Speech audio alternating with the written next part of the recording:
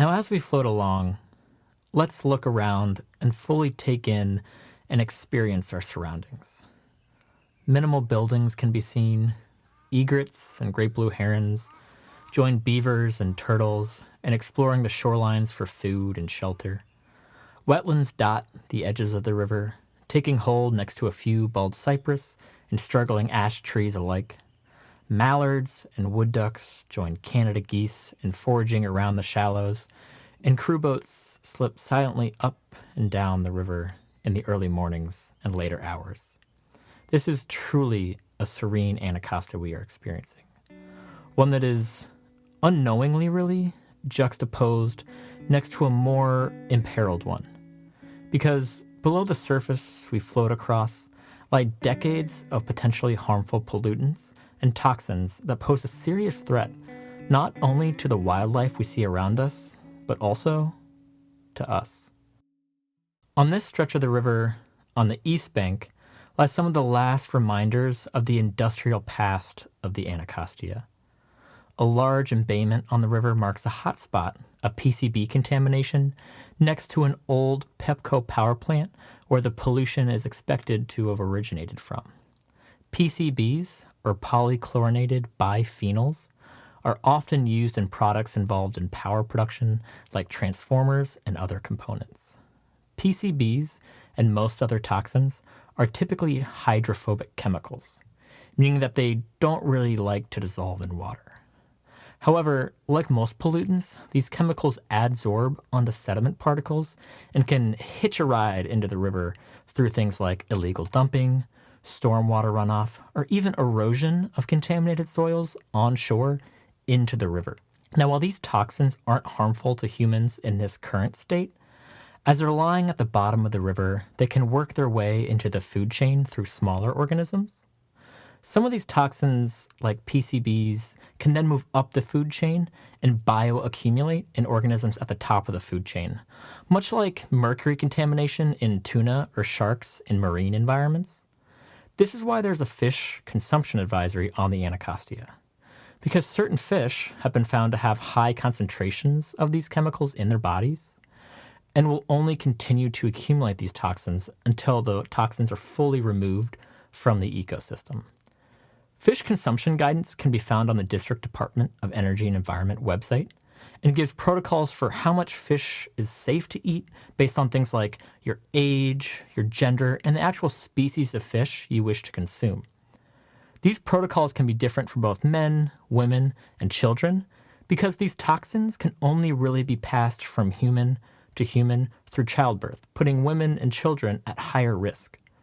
In the Anacostia, there are 3 fish that anglers are prohibited from eating at all. Those are striped bass, or rockfish if you're from Maryland, the American eel, and Asian carp. These fish are typically found at the top of their respective food chains and have been found to have higher concentrations of these toxins in their bodies. But how do we get to a fully fishable Anacostia again, where anglers can catch and eat their fish without fear of contamination? Currently, the district and other personally responsible parties are undertaking the Anacostia River Sediment Project, with the intention of identifying what toxics may be in the river, where they're located, and then the best method to use to remove those toxins from the river.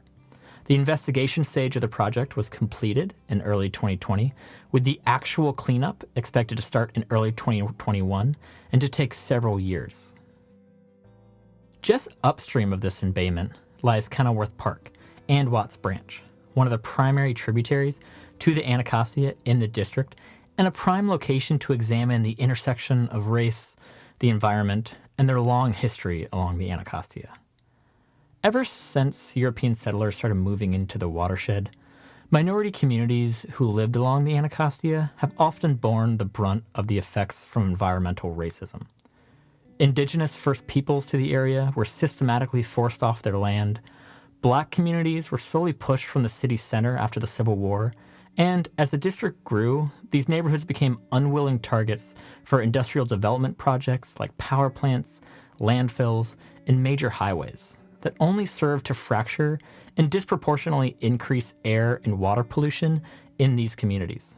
For example, the Highway 295 was forced through communities in Wards 7 and 8, and the Benning Road Trash Transfer Station was one of only a few trash transfer stations in the district, almost all placed directly in the immediate vicinity of numerous Black communities. One of the most unsettling examples of this comes from the area of what is now Kenilworth Park, which on the old Kenilworth landfill used to sit. The Kenilworth landfill was operational from 1942 until 1970 and received municipal waste from throughout the district.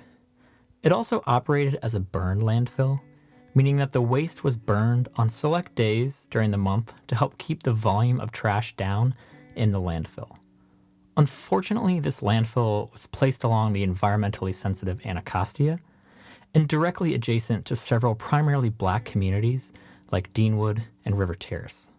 With the trash being burned several times a month, toxic smoke was prevalent in these communities, causing higher instances of asthma and other respiratory issues in these communities as opposed to other communities in the district. It also cut off access to the river for a majority of residents in Ward 7, who used to swim and play along this stretch of the river and Watts Branch. The landfill was finally closed and covered after community outcry over the tragic death of Kelvin Mock, which occurred in the landfill. Today, the site has been covered and transformed into Kenilworth Park, a broad area managed by the National Park Service as part of Anacostia Park. It still serves as a barrier between Ward 7 communities and the river and is in need of remediation due to its past use. It's through this area that Watts Branch flows. Being one of the primary tributaries to the Anacostia, Watts Branch has a long history of recreation and community love, as residents used to play and swim along the stream in the past.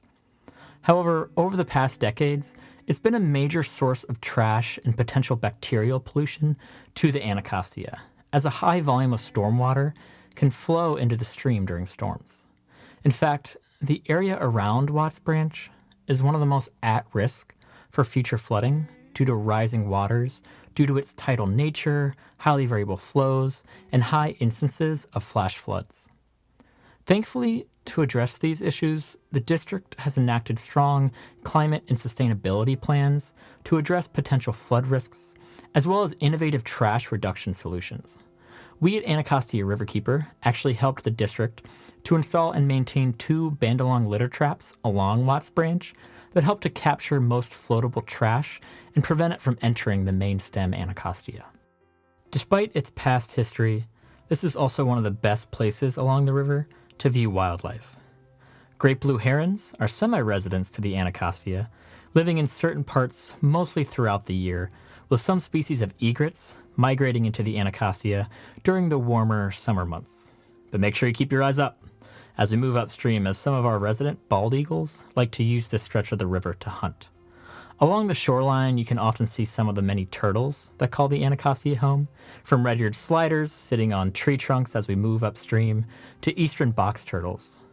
Also keep an eye out for deer, fox, and beaver that have often been found foraging along the river. Beaver especially love this area of the river and can often be found swimming around in the summer.